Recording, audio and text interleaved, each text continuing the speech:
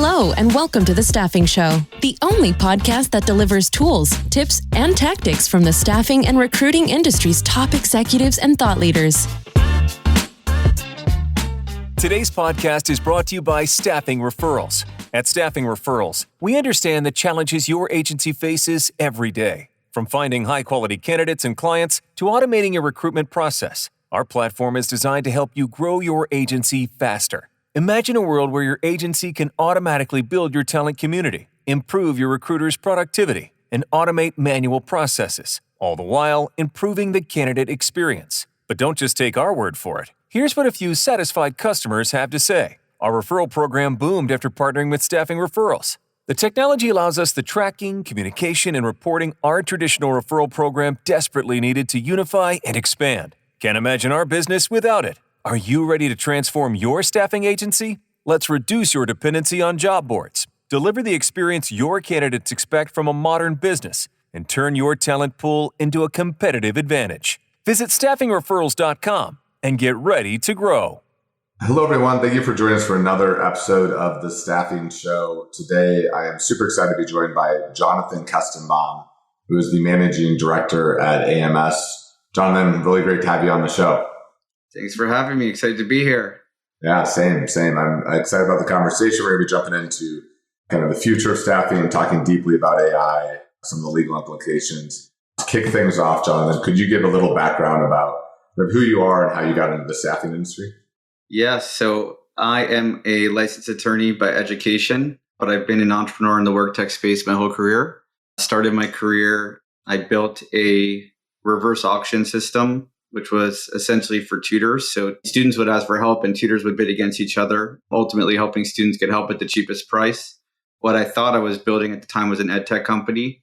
I learned pretty quickly I was building a work tech company, helping tutors get jobs. A number of staffing firms on the East Coast were interested in leveraging the reverse auction for their contract staffing business to get higher margins. I ended up selling the company in 2012. And then I met Gene Holtzman, who's the CEO of Mitchell Martin, which is an IT healthcare staffing firm in the New York area. And we co-founded an organization called Talent Tech Labs, which at the time was meant to be a venture fund to invest in work tech companies, but evolved pretty quickly into a research firm because in an effort to get companies to take us seriously as investors, we would write about trends in work tech. And then we'd get calls from heads of talent and CEOs of staffing firms saying, what does this work tech stuff mean to me? And ultimately built a research firm, which, we exited. And I've spent my career evaluating, either building work tech companies as an entrepreneur, evaluating work tech companies for heads of talent, CEOs of staffing firms. I know every feature, functionality, revenue model that exists in the space. And I always joke that, they're always the first, the only, the greatest. And meanwhile, you get pretty cynical over time. You're the seventh first. Yeah, exactly. But it's I'd say the most exciting time to be in the space. I mean, I've been through the social revolution, the move from on-prem servers to SaaS-based servers, the mobile shift. This drive with AI is, I think, the most exciting. Yeah, it's going to be transformational. It already is. And one of the things that you created that I've waited for, looked at for years was the talent tech ecosystem, that infographic. I remember the first time I saw that thing. And I think you've probably invented categories within the space over the years. Absolutely have. Yeah. And those things have become budget categories, which is crazy. Yeah. What led you to that? I mean, for those of you that don't know, there's a talent tech ecosystem. I don't know if that's exactly what it's called, but it's an infographic that shows you all of the HR tech and all of the different categories. And it's grown massively over the years. And what the number of tools in that infographic, it's wild. I think what happened was, what I kind of learned over time was the technology vendors would speak feature functionality.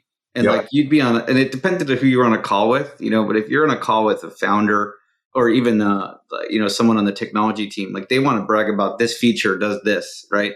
But the buyers of these technologies, they talk business problems. And so we had to come up with a way to translate the noise between feature functionality and business problems. And if you ask the vendors what problems they solve, they'd be like, we solve them all. They're either we do it now or it's on our roadmap. We're going to do that for you as soon as you sign up, right? So this gave us an opportunity to kind of be like, well, what do you do today? What are the features that you have today? And if we were to look across all the companies that do that, well, can we roll it into a category that solves a business problem? Maybe it's referrals or maybe it's video interviewing.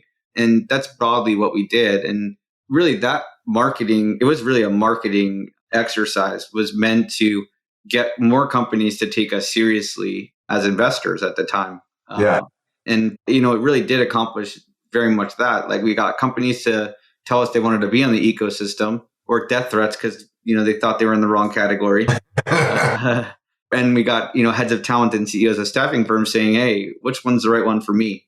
Yeah, it's pretty incredible. It's funny to think about all of the background into that. I didn't realize it started from that perspective. On your point on the way tech companies describe their product versus the customers, I remember hearing about bi-directional SMS messaging as that's what we do.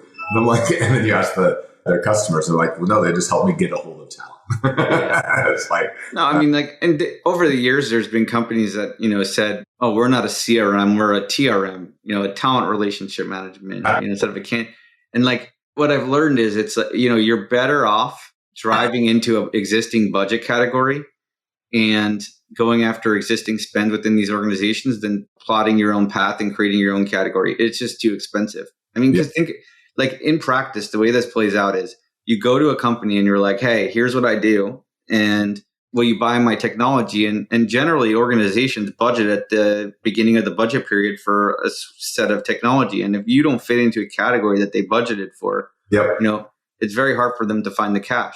And when you come in with some made up term of what you do, that, it's not going to fit into an existing category.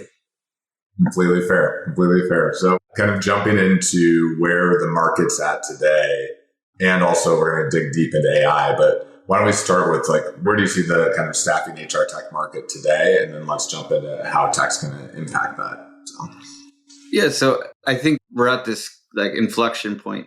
And I used to do this, and you'll probably find it somewhere online. I used to do this talk on AI, and I used to talk about how we have, with machine learning, the ability to do better predictive modeling and matching, but we really can't do conversational or generative tasks. And actually now with generative AI, we can do conversational and generative tasks. And what that means is you have now, for the first time, technologies that go beyond just pure workflow solutions to technologies that are actually able to do tasks that humans did historically. And it's creating a massive opportunity, but also it's incredibly difficult to execute on. If you think about it, historically, if you bought a piece of technology like a workflow tool to help you get efficiencies within your business, you would have to select the right tool. You'd have to do change management and implement it correctly. And then maybe you'd get adoption, right? Now you have to do those two things, but then this tool is constantly eating at more tasks that your people do. And so you have to constantly redesign the workforce that sits around it. And that's hard. And so, we're going through this really interesting shift of likely, and I'm making up this stat. It's just like a gut feel stat, this one. So something along the lines of 50% of the tasks that we do as folks within the staffing market are going to change. It doesn't mean, by the way, I live in an abundant mindset, not a scarcity mindset. My view broadly is, yes, in the short term, it's going to create less opportunity.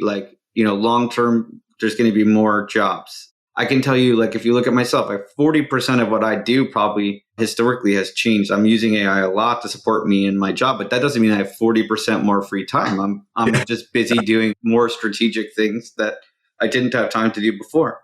Yeah, I couldn't agree more. And I think in our first conversation, you talked about AI kind of almost commoditizing knowledge work. I'd love for you to talk a little bit more about that concept. Yeah. I the way I try to, and this actually goes into just the way my brain works and the way I even thought about creating categories around the Talent Tech Labs ecosystem. You look for analogies either historically or in other industries to see what worked, right? And if you think about it, if you look at the Industrial Revolution, which in the Industrial Revolution, you had machines, and machines became the great equalizer of physical labor. And essentially, if you were strong before machines, you were like a hot commodity in a factory. Like you would get a premium as a worker. Then machines came in and they can get the pipsqueak from down the street to come and do the same labor that the strong guy or girl was doing before. So now what we have is the great equalizer of knowledge work, right? Yeah. So AI agents are going to kind of make us all smart to an extent. And obviously how you use the tools is unique. And so there's going to be folks that know how to use these tools more meaningfully and take advantage of them more meaningfully, and they'll get more output. But broadly, we're creating what I would call the assembly line of knowledge work. And we're going to be reshuffling the tasks that we do alongside a machine. So if you look at an analogy of what happened in the Industrial Revolution, well, there was significant job loss at the beginning, and then there was, significant abundance in the end and more jobs created. And I think you're going to see the same thing happen now, but even faster, because the technology is evolving even faster. I mean, machines needed to be built, with physical parts and welded together. And this is all zeros and ones. It's crazy to see how fast. I saw the knowledge curve on it, and you see it's just a straight hockey stick. We are moving at a pace that is amazing. And when you look at the roles within staffing, you're saying, and I agree with you. I think some people are like, oh, it's overhyped, it's too much, and I think it might actually be underhyped. I think that's a possibility that people may. I believe it to be underhyped. Yeah. But this is the thing that people miss. It's like we think of the way staffing works today as good. Well, what if actually it actually isn't good now? What if it actually the amount of inefficiency that we have? I mean, there's 1,000 places I can point to inefficiency. I mean, just look at redeployment rates of contract labor. I mean, that's I don't even know what the percentage is today, but it's not significantly better than I was looking at it years ago. It was probably in the 2-3% range back then. I can't imagine the technology has gotten so much better there. But there's a world where every person could have a talent agent that represents them, like Ari from Entourage, and maybe that's what staffing should have looked like. When you think about the high touch that could bring and the level of service and the amount that could help you as a human find your next role, you think, wow, maybe there is a lot more room here for technology to make this better. And maybe actually this won't just make everything disappear. We'll be able to just provide a much better service than we did before. In theory, we should be. I mean, I feel like automation was a step forward, right? It kind of got rid of the birthday notifications, the check-ins, and some of this basic stuff. But when you look at what AI is going to be able to do, it's really wild. Are there specific areas, processes, or roles within staffing? Which ones do you think are going to change the most? Listen, I live 2 years in the future usually. Yeah. And so it's hard for me sometimes to come back to planet Earth. And some, generally this. I want to know in the future. I think. So I'm looking now. I think some of the coolest stuff I'm seeing is with digital twins. Yes, so it's essentially a step beyond an agent, right? Which is where I can actually train an agent in my style with an understanding of my email addresses, my personalities, the characters that I engage with on a daily basis, and it can act on my behalf as me. There's so many fascinating derivatives that come from that. I mean, everything from think about a situation where the obvious is, it can communicate with people on behalf of me when I'm sleeping. But I think about other derivatives, like I'm onboarding a new employee who wants to understand how my team works or what they can leverage. Well, they can communicate with my digital twin who can share with them the information they need to know. Or I'm evolving my role into doing something different. I need someone to take over something that I was historically doing. Well, same thing. They can communicate with my digital twin. And this is stuff that I would have never had time to help someone with. I mean, building onboarding plans for employees was the bane of my existence. So I think that there's a lot of really interesting new things that we'll be able to do as a result of some of these. But you asked a loaded question with a number of different pieces to it that, what I think sourcing, the way we source talent, how we source talent is the first thing to change. I mean, if you think about it, I don't think we necessarily will need people scheduling interviews necessarily in the future. I mean, that's all going to be done leveraging technology. I think most administrative tasks within sourcing and recruiting will be done by machines.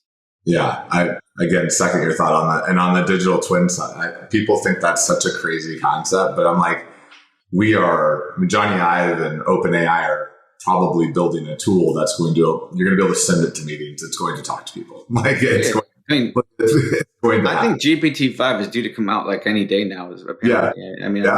I might regret suggesting that because, you don't know what you read online anymore. But from what I hear, it is. But some of these voice-based AI agents, it's insane. I could take your voice and, have a conversation with someone. They wouldn't know it's you. And I think what that opens up down the line is issues around identity.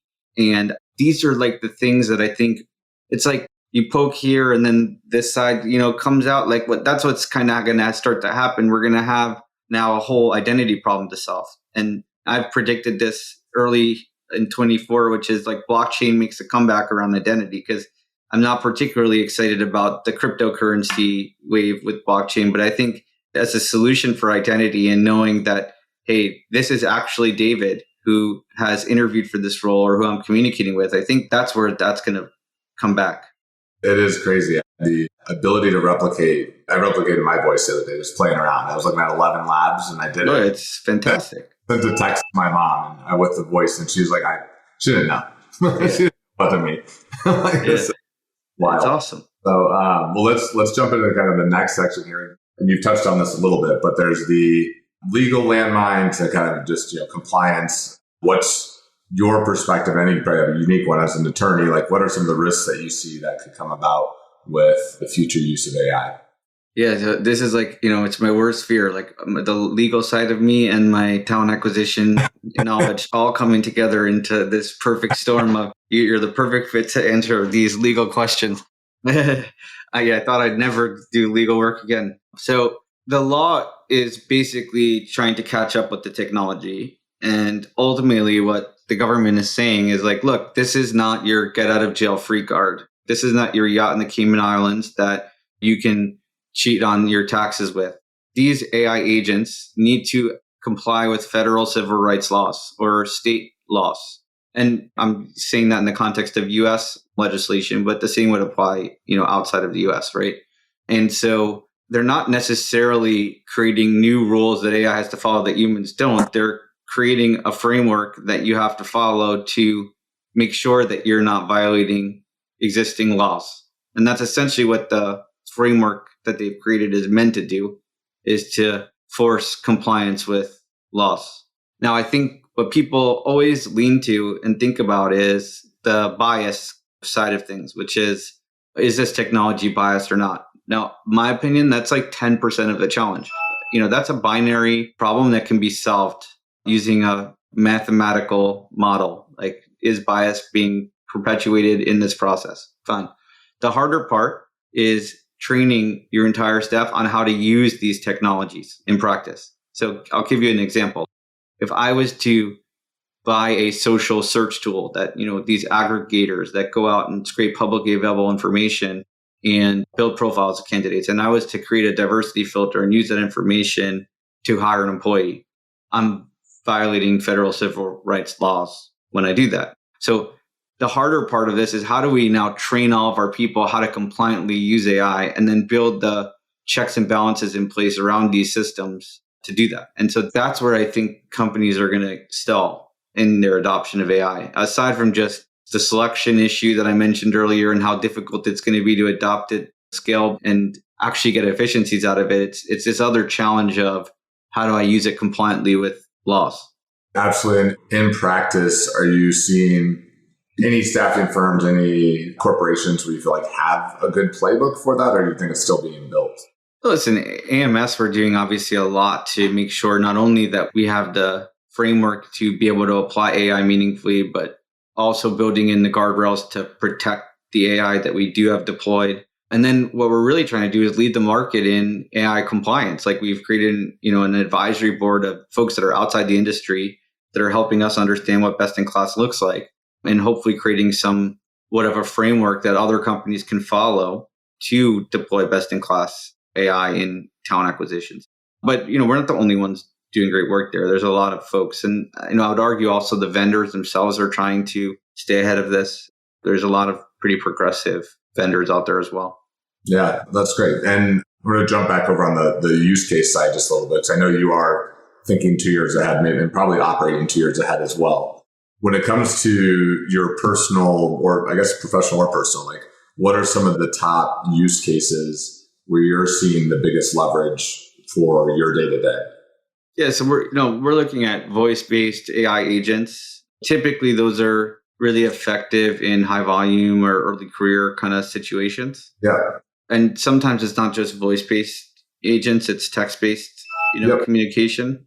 We are looking at building more sophisticated agentic workflows. Trying to think of a good example to give you.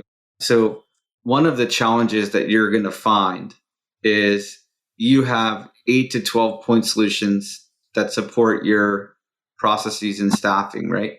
Well, each of those point solutions that sits on their own unique data set, their own part of the process is going to launch their own AI agents. And if you thought it was bad now, it's about to get worse, like candidate experience, hiring manager experience, recruiter experience, because everyone's going to be like in this turf war for whose agent's going to win, and no one's going to have all of the data sitting in one place. And so one of the things that AMS is working on is building what we're calling orchestration technology, which basically allows us to centralize the data from those disparate systems into a data lake and then actually run AI agents across that to orchestrate tasks as to this task should be done by a human, this task should be done by an AI agent, and start to understand and optimize the process across disparate systems and make the data kind of flow seamlessly. So we're investing a lot of time right now is helping organizations optimize the technology that they have. Yeah. Well, then also that's really smart. I mean, think about having the standardization of the data. So many people want to use AI, want to use automation. And if their data is not good, if you don't have clarity around it, or if you have 14 different tools messaging from it, 100%. It's only as good as the data. Yeah. Yeah. And so you're helping with customers actually kind of standardizing that, getting it into a data lake, and then actually like the strategic operation on top of it as well. Yes, applying AI across that, 100%. Awesome. That's great. That's great. So jumping back over to the future of work, you compared the future of employment to WeWork and real estate. You paint the picture around that a little bit. This was from a previous conversation you and I had. Yeah. So there's been stats about contract staffing growing, RPO growing, like the CAGR of the industry, right? The way that I let that resonate with me and bring it down to like planet Earth rather than just a piece of information on a spreadsheet is this idea that we were able to take real estate off our balance sheet and outsource to WeWork on a monthly basis. And, that really helped in helping us scale up and scale down without having to carry this massive burden of a piece of real estate that we may or may not need over time.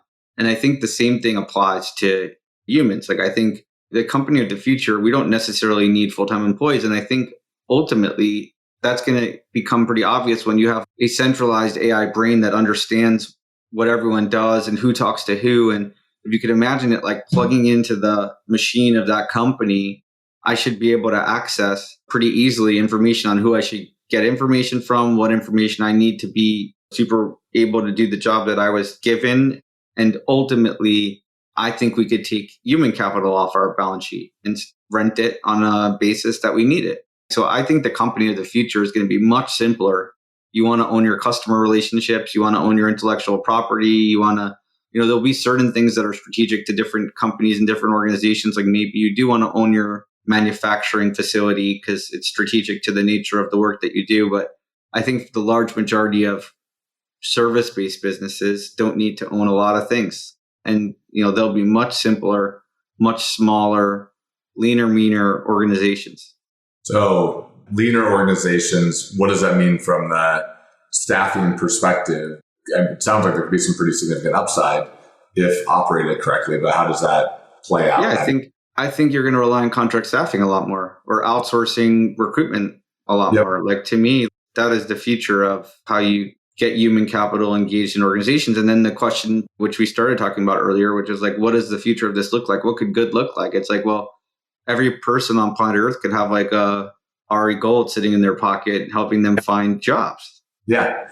That actually cares. That actually cares, that represents them, that doesn't necessarily have to make 15%. I don't even know what a manager makes, but whatever percentage of their salary that they make. I think that there's really a future where something like that could happen.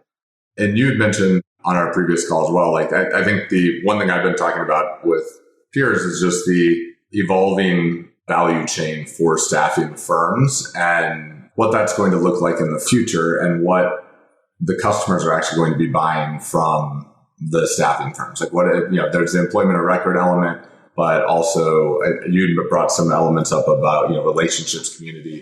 Could you just dig a little bit deeper into what you think will be of value? Yeah, well, like EOR is just another good example of take this headache off my balance sheet. Yep. You deal with it. You deal with the risk. And that works. And we're seeing a lot of that. I think that as a result of some of the more administrative tasks within recruitment being done by AI, we're going to start to move into higher value work as recruiters to support our clients. So does that mean workforce planning and helping them identify who they should be hiring, where they should be hiring from? Imagine a world where I'm a hiring manager, I put up a role, and then, my staffing firm says, well, if you change this word in the JD, we can get you the hire in a week instead of 6 weeks. And actually, it will be $30,000 cheaper if you hire a contractor in this location, and they're just as qualified for the role. So could we start to, I think we'll be forced to, but do more strategic work in the value chain. At the same time, the noise between staffing firms and candidates is going to get louder as we continue to more and more staffing. It's like the barrier is going to continue to go down, which is going to mean that the burden for us to build better and tighter relationships with candidates is going to go up. So I believe that we're going to have to spend more time building relationships with candidates, adding value that goes beyond just potentially what job we can get them. I think that there's a lot that will change as a result of AI, but I think the challenge is I'm definitely not going to get it 100% right. And so you got to take small baby steps to kind of evolve as things evolve around you.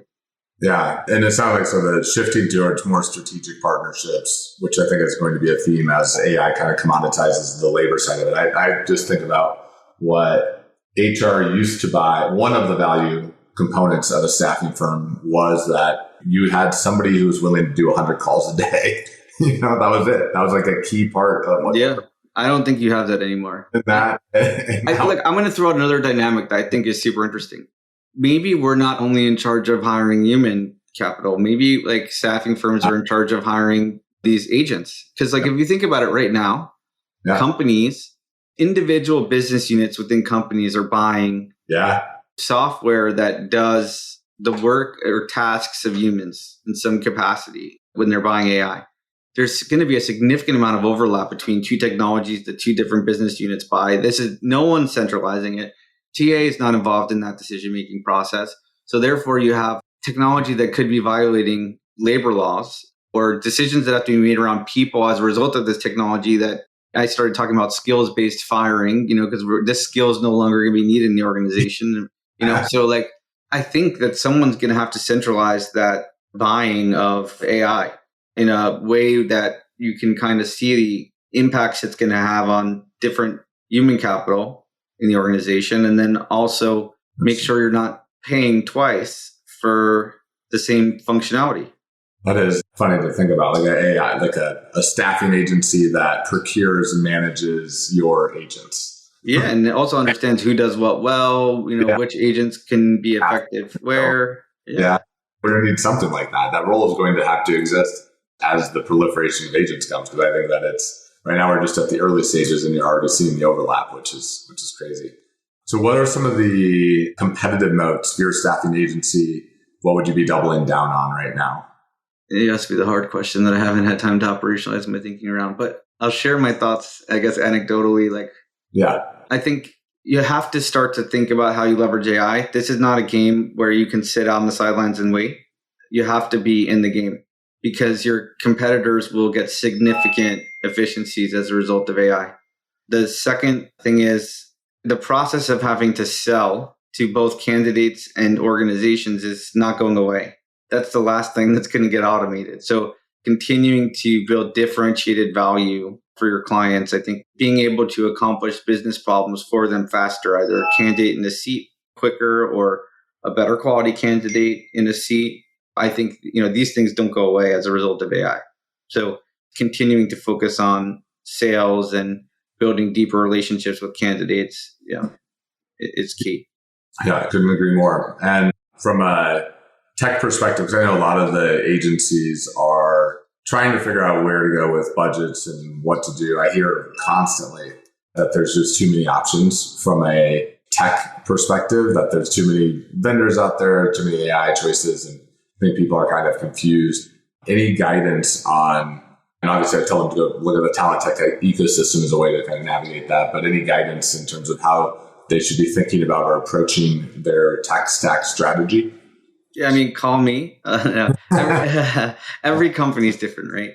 It's really interesting. Like, I was inside one of the world's largest banks actually last week, and we were having a conversation about the head of talent's opinion was, if we buy AI and the candidates are using AI, this is just AI talking to AI. And then I have the same problem as I have now, but just at a larger scale, So his kind of aha was, well, maybe I should be focusing on how I assess candidates more meaningfully and build AI and unique processes around how we assess candidates than trying to figure out how we use AI to source more candidates, because the candidates have access to this technology as well. So I thought it was just an interesting kind of reframe for me.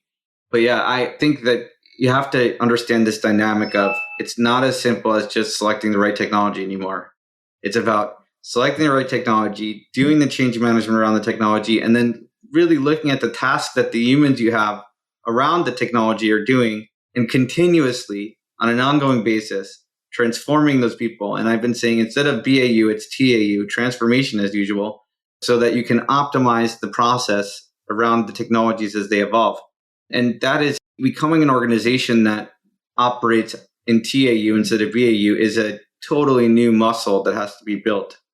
Yeah, it makes a ton of sense. I feel like on the adoption of this also, I think that there's getting it down to the ground level. Have you seen anything? I'd heard one organization where they said we were requiring everybody in our team to just use AI twice a day. That was like a core requirement. You know what I do with my team? I ask them on a weekly basis, how did you use AI this week? And what did you use it for? And they have to share it, right, with the team. And there's always someone who has a unique use case, and you learn from them. Yeah, that's great. I think that's it. And also puts the people know that question is going to come up, and they know that they're going to have to go around and answer it, which means that they've got to use it, which is great. Yeah, because like my opinion, like people, it's like using Ozempic. People feel like it's cheating, right? Like I don't think it's cheating. It's all about leveraging it to make yourself better, right? So like, as long as they're not just using it, not reading the content, not optimizing how you frame your prompt, I see no issue with it. When people consider it cheating, I always think back to when Google first came out. And it was like, should I not Google it? Like, should I go to the library and like, do I need to know the Dewey Decimal System anymore? And it's like, it's a tool. It exists. Other people are using it, and it can make you more efficient and more productive in a pretty significant way. So just a couple last questions for you. So I want to know if there's anything about AI that you just think staffing firms get wrong, or that you see businesses get wrong, any misconceptions or ideas around it that seem off compared to how you see the future. I guess the cheating would be a good example of one. So no, I think it's very easy to be wowed by some buzzy cool feature that some technology has, but if you can't operationalize this into your business process, it's not going to work. And so it's super important to realize that the technology is only as good as the people who operate it, and the amount of work you put into operationalizing it into a process that's seamless. Because if you need your people to climb a mountain to get access to this tool to leverage it, like, it ain't happening. Yeah, the behavior change is hard. Yeah, 100%. So I think you have to really work twice as hard at identifying the business problem first and making sure that you optimize the process around the technology, or the process with the technology, and the selection is just a small piece of that. Absolutely. Got two last questions for you, and then we'll close out with some final comments. And this kind of we call the speed round here. So the first question I've got for you is, what book or books have you given most as a gift and why? What book or books have I given most as a gift? Or have been most influential on your life? Well, I absolutely love to read biographies of entrepreneurs.